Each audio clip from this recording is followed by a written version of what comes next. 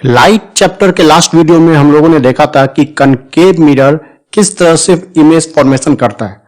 तो concave mirror का formation of image के लिए डिफरेंट टाइप्स के रूल थे और उस रूल के अकॉर्डिंग हम लोग ऑब्जेक्ट्स के पोजीशन को चेंज करते थे और उस अकॉर्डिंग जो मिरर था, जो कनकेव मिरर था, वो डिफरेंट टाइप्स की इमेज फॉर्मेशन करता था। तो इमेज जो फॉर्म हो रहा था कनकेव मिरर में वो दो तरह का होता था, या तो रियल या फिर वर्चुअल। तो रियल इमेज कब बनता था, वर्चुअल इमेज कब बनता था, ये डिपेंड करता था कि ऑब्जेक्ट किस पोजीशन पे रखा हुआ है। तो आज का जो हमारा टॉपिक है, ये आज का टॉपिक कनकेव मिरर के बाद नेक्स्ट हमारा टॉपिक है जो है कन्वेक्स मिरर के लिए। तो कन्वेक्स मिरर के रिगार्डिंग आज हम लोग दो टॉपिक्स को देखेंगे और जो पहला टॉपिक आज का होगा वो टॉपिक होगा rules for formation of image by convex mirror. Convex mirror कौन कौन से रूल को फॉलो करके इमेज फॉर्मेशन करता है वो आज हम लोग देखेंगे। और जो सेकंड टॉपिक होगा आज का, वो सेकंड टॉपिक होगा formation of image by convex mirror. कि कन्वेक्स मिरर के सामने, कन्वेक्स मिरर के फ्रंट में कौन कौन से पोजीशन पे ऑब्जेक्ट को रखा जाए और किस किस तरह का इमेज फॉर्मेशन होगा, ये भी आज हम लोग यहाँ पे देखेंगे। तो जो सबसे पहला हमारा है टॉपिक आज का, वो टॉपिक है rules for formation of image by convex mirror. तो रूल्स देख लेते हैं। तो अभी तक हम लोग जो रूल देख रहे थे, किसके लिए? तो अभी तक का रूल चल रहा था हमारा कनकेव मिरर का। तो कनकेव मिरर के बाद अगर हम लोग देखें कि कन्वेक्स मिरर में क्या रूल्स हैं, तो सबसे पहले कनकेव मिरर का रूल याद कर लेंगे और उसके बाद हम लोग देखेंगे कन्वेक्स मिरर का रूल। तो कनकेव मिरर में रूल, फर्स्ट नंबर रूल क्या था? तो यहाँ पे फर्स्ट रूल बोलता था कि अगर कोई भी रे ऑफ लाइट, मान लीजिए कि ये हमारे पास एक कनकेव मिरर है, ये प्रिंसिपल एक्सिस है, तो रूल नंबर 1 बोलता था कि कोई भी रे ऑफ लाइट जो प्रिंसिपल एक्सिस के पैरेलल है वो कहां से पास करेगा? तो फोकस के थ्रू पास करेगा। ये था हमारा फर्स्ट रूल। कन्वेक्स मिरर का भी रूल, फर्स्ट रूल वही है, थोड़ा सा डिफरेंट हो जाता है यहाँ पे। तो इसका फर्स्ट रूल बोलता है कि सबसे पहले तो यहाँ पे हम लोग एक कन्वेक्स मिरर बना ले। तो ये बन गया हमारा एक कन्वेक्स मिरर और ये हो गया हमारा प्रिंसिपल एक्सिस, पोल, फोकस और ये सेंटर ऑफ कर्वेचर। तो फर्स्ट रूल बोलता है कि कोई भी रे ऑफ लाइट जो प्रिंसिपल एक्सिस के पैरेलल है, एनी रे ऑफ लाइट जो प्रिंसिपल एक्सिस के पैरेलल है, आफ्टर रिफ्लेक्शन होने के बाद लगता है कि कहां से आ रहा है? तो वो लगता है कि आ रहा है कहां से? तो फोकस से आ रहा है। appears to be coming from the focus। ये हमारा फर्स्ट रूल है। फर्स्ट रूल क्या बोल रहा है, इसको हम लोग लैंग्वेज में कैसे लिखेंगे? तो मैं लैंग्वेज लिखता हूं, उसके बाद इसे मैं समझाऊंगा।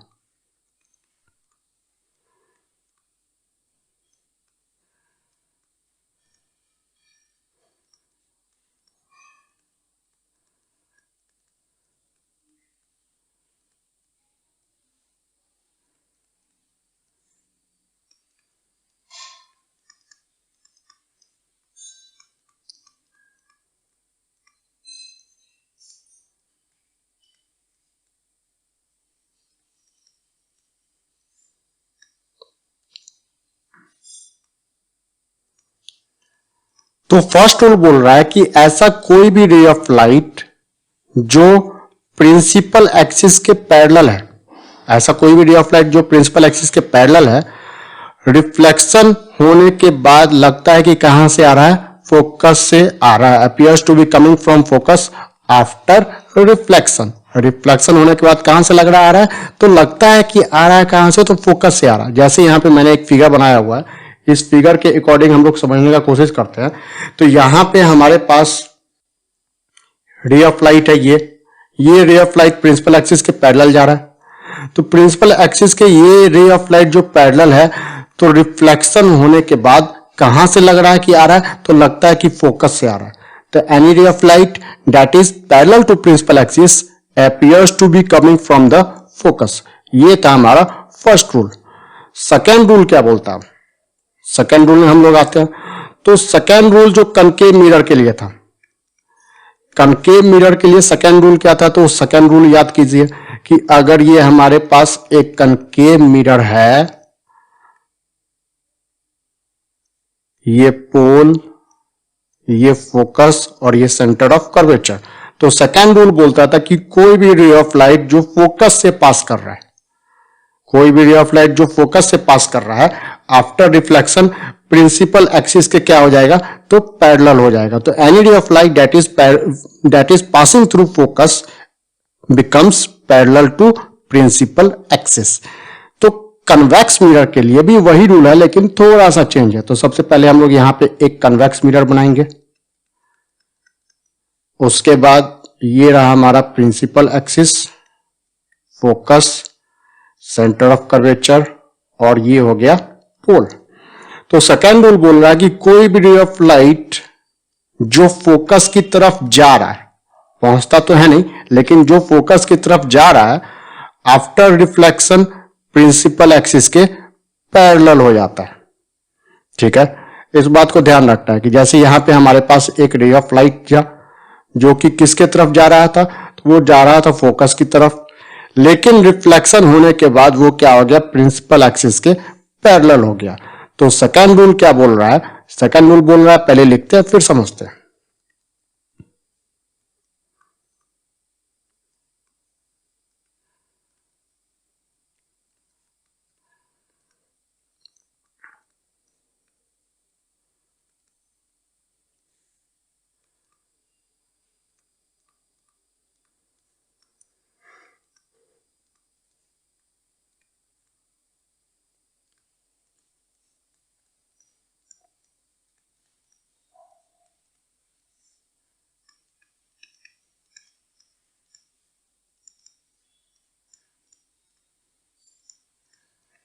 तो सेकंड रूल यहां पे बोल रहा है कि ऐसा कोई भी रे ऑफ लाइट जो कि किधर जा रहा है, तो फोकस की तरफ जा रहा है, तो आफ्टर रिफ्लेक्शन क्या होगा कि वो पैरेलल हो जाएगा प्रिंसिपल एक्सिस के। कि ऐसा कोई भी रे ऑफ लाइट जो फोकस की तरफ जा रहा है, रिफ्लेक्शन होने के बाद प्रिंसिपल एक्सिस के पैरेलल हो जाएगा। तो any ray of light that is going towards focus becomes parallel to principal axis. ये था हमारा सेकेंड रूल जो कनकेव मिरर में हम लोग यूज कर रहे थे, और वही रूल हमारे लिए क्या है, कन्वेक्स मिरर में। तो थर्ड रूल अब यहां पे क्या था, तो कनकेव मिरर के अंदर जो हम लोग थर्ड रूल देख रहे थे, वो थर्ड रूल क्या देख रहे थे हम लोग, तो थर्ड रूल के लिए हम लोग पहले फिगर बना लें। तो थर्ड रूल का फिगर बना ये हमारा कनकेव मिरर, उसके बाद ये हमारा प्रिंसिपल एक्सिस, थोड़ा सा टेढ़ा हो गया, इसे सीधा कर लेते हैं। प्रिंसिपल एक्सिस, फोकस, और ये सेंटर ऑफ कर्वेचर। तो थर्ड रूल बोल रहा था कि कोई भी रे ऑफ लाइट जो सेंटर ऑफ कर्वेचर से पास कर रहा है, कोई भी रे ऑफ लाइट जो सेंटर ऑफ कर्वेचर से पास कर रहा है, वो उसी पाथ पे बाउंस बैक कर जाता था, वहीं पे क्या होता था, उसी रास्ते पे रिटर्न कर जाता था। ये था हमारे कनकेव मिरर के लिए रूल। तो कन्वेक्स मिरर का भी रूल लगभग यही है, थोड़ा सा डिफरेंस हो जाता है। तो पहले एक कन्वेक्स मिरर बनाते हैं हम लोग। ये बन गया हमारा एक कन्वेक्स मिरर, ये प्रिंसिपल एक्सिस, पोल, फोकस, और ये सेंटर ऑफ कर्वेचर। तो यहां पे रूल बोल रहा है कि कोई भी रे ऑफ लाइट जो लगता है कि कहां जा रहा है, सेंटर ऑफ कर्वेचर की तरफ जा रहा है, तो आफ्टर रिफ्लेक्शन उसी पाथ पे क्या हो जाएगा, बाउंस बैक कर जाएगा। तो सेकंड रूल के लिए हम लोग लिखेंगे क्या, इसका लैंग्वेज। तो इसका लैंग्वेज लिखा जाएगा कि any ray of light, any ray of light that is going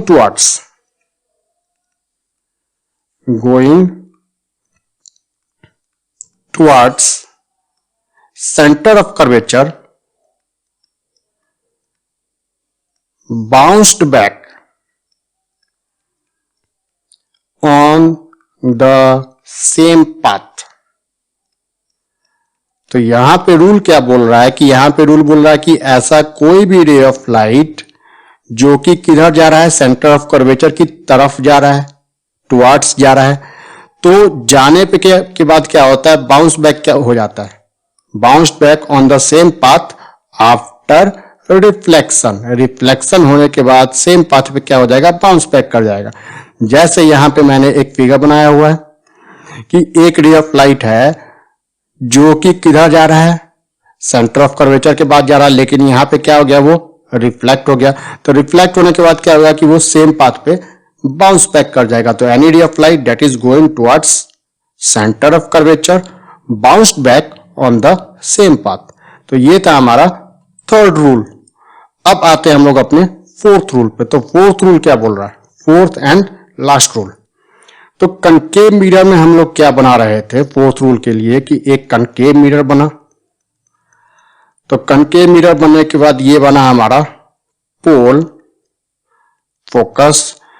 तो थर्ड रूल फोर्थ रूल क्या बोल रहा था कि एनी रे ऑफ लाइट जो आया वो क्या होगा, अगर पोल पे पड़ा है तो इक्वल एंगल बनाते हुए प्रिंसिपल एक्सिस के साथ इक्वल एंगल बनाते हुए क्या हो जाएगा, रिफ्लेक्ट कर जाएगा। तो ये था हमारा फोर्थ रूल। यही होता है हमारे कन्वेक्स मिरर में भी कि अगर एक कन्वेक्स मिरर बनाया गया, कन्वेक्स मिरर का ये पोल ये फोकस, तो कन्वेक्स मिरर के अंदर भी वही रूल है कि ऐसा कोई भी रे ऑफ लाइट जो पोल पे जाके इंसिडेंट होता है वो इक्वल एंगल बनाते हुए प्रिंसिपल एक्सिस के साथ क्या हो जाएगा, रिफ्लेक्ट कर जाएगा। तो इसका लैंग्वेज हम लोग कैसे लिखेंगे, तो इसका लैंग्वेज लिखा जाएगा any ray of light,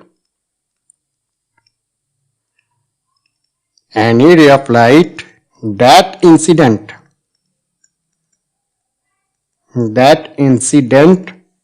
on pole, जो कि पोल पे इंसिडेंट कर रहा है,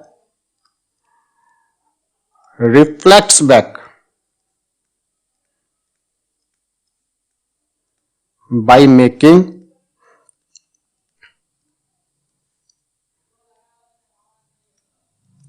इक्वल या सेम एंगल, यहां पे लिखेंगे ज्यादा बेटर रहेगा, by making same angle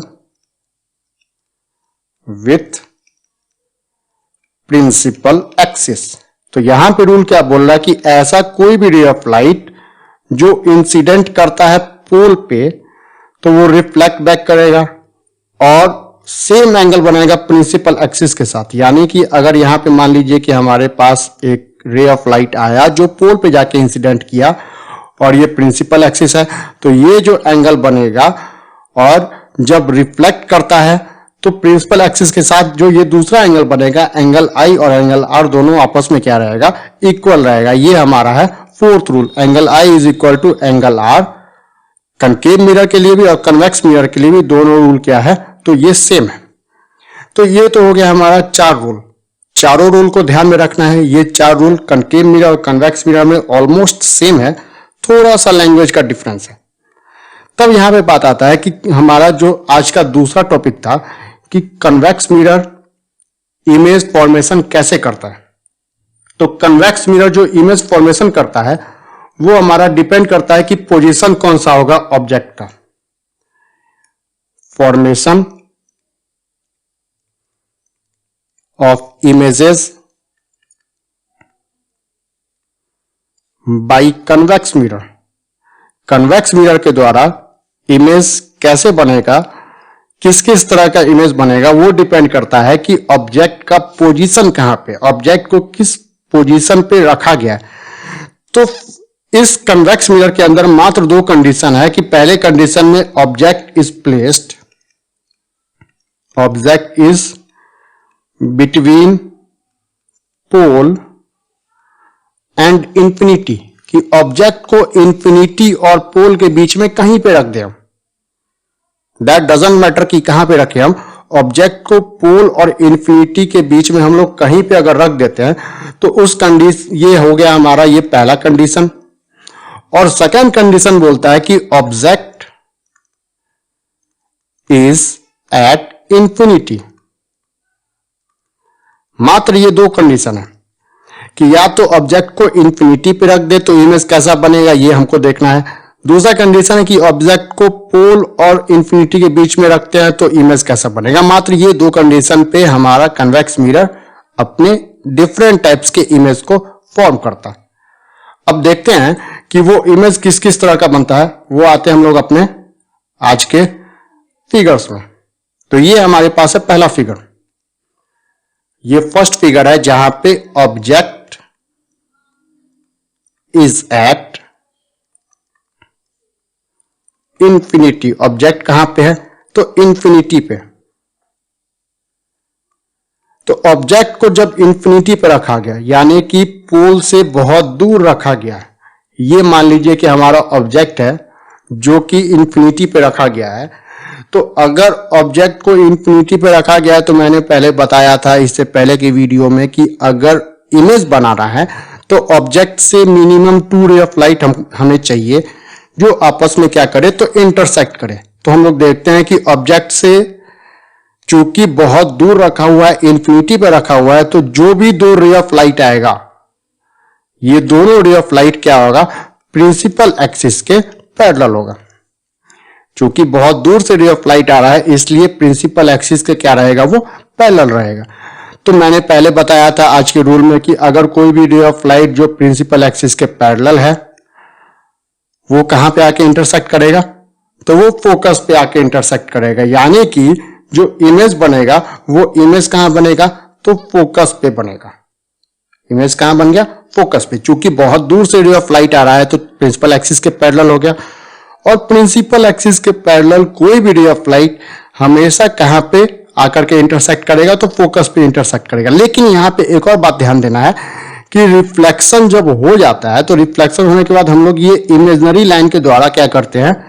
image को बनाते हैं। यानी कि रियल जो हमारा रे ऑफ लाइट था वो आपस में एक दूसरे से रिफ्लेक्ट होने के बाद दूर होता जा रहा है।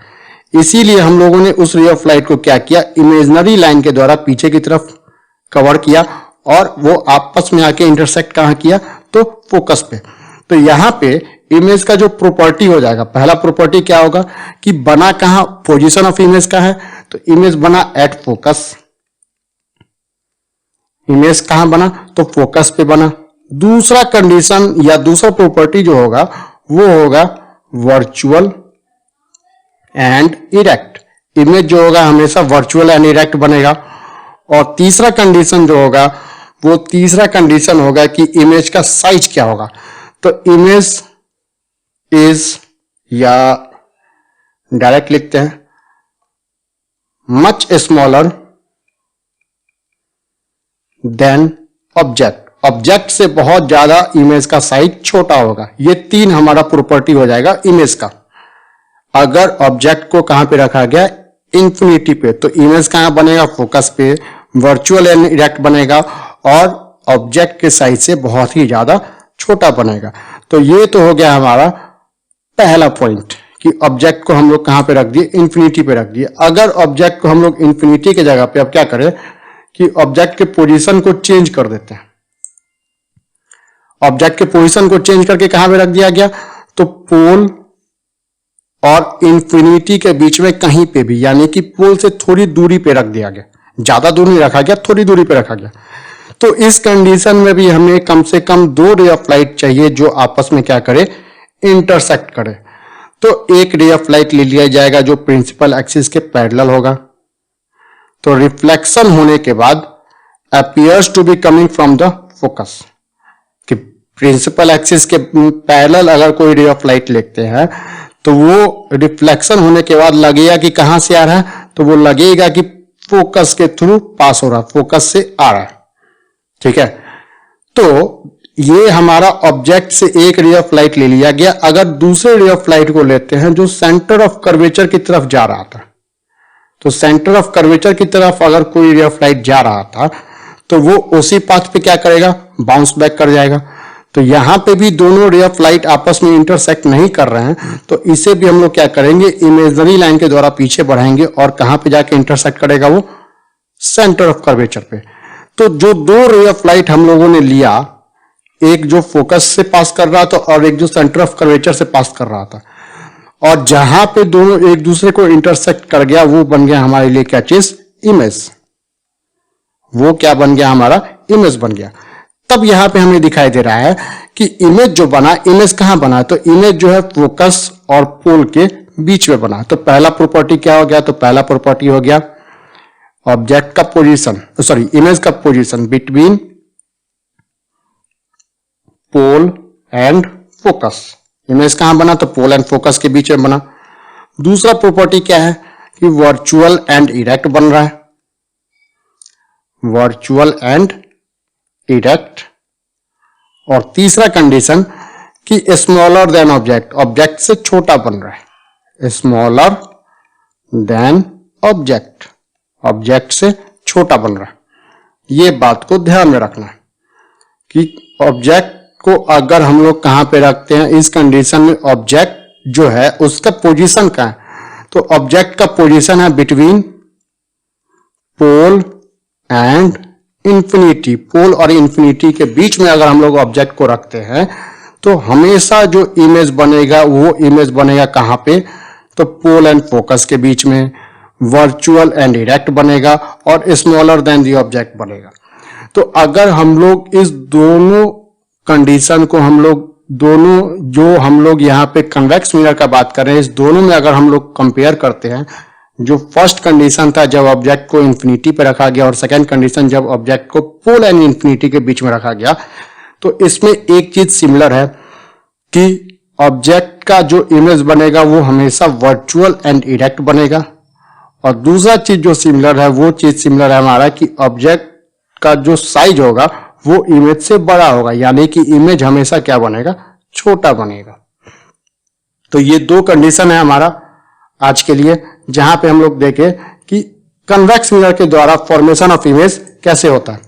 जब हम लोग अपने नेक्स्ट वीडियो में आएंगे तो वहां पे देखेंगे कनकेव मिरर और कन्वेक्स मिरर का यूज। कनकेव और कन्वेक्स मिरर के क्या क्या यूजेस है ये हम लोग अपने अगले वीडियो में देखेंगे।